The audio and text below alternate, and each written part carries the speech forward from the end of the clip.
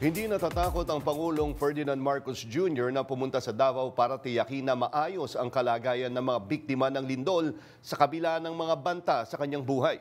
Yan ang umarangkadang balita ni PRTV News correspondent Christian Bascones.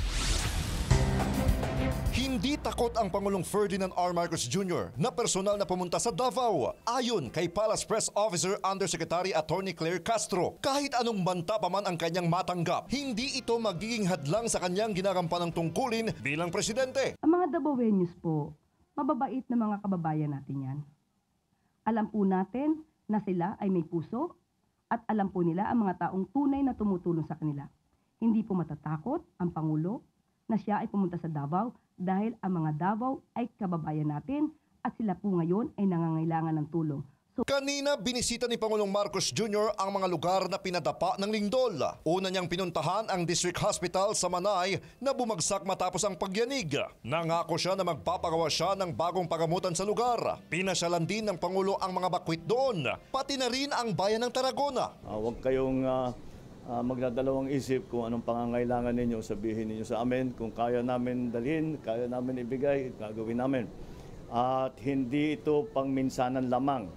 Hindi kami aalis dito, hindi aalis ang DSWD, ang DOH, ang DPWH, lahat na yang DSUD, ang CDO, lahat wala sa aming aalis dito hanggat lahat ng the citizens na natamaan ay nakabalik na sa more or less na normal na buhay. Samantala, sinagot naman ng palasyo ang ilang kritiko na pumupuna sa pagbenta ng benteng bigas sa mga biktima ng lindol. Yan po kasi ang problema kapag hindi po inaalam kung anong mga mandato ng bawat ahensya. Unang-una po, alam po natin na mayroon po mga ahensya nagbibigay po talaga ng ayuda.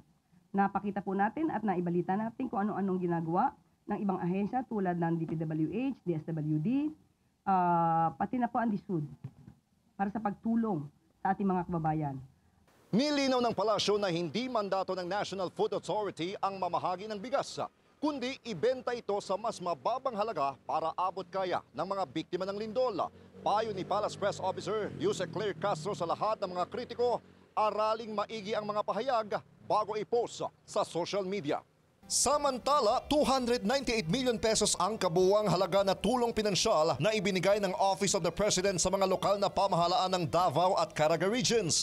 Habang patuloy ang sinasagawang situation assessment sa lugar ng NDRRMC at Office of the Civil Defense. Ako, si Christian Bascones ng PRTV News, nagseserbisyo para sa Pilipino.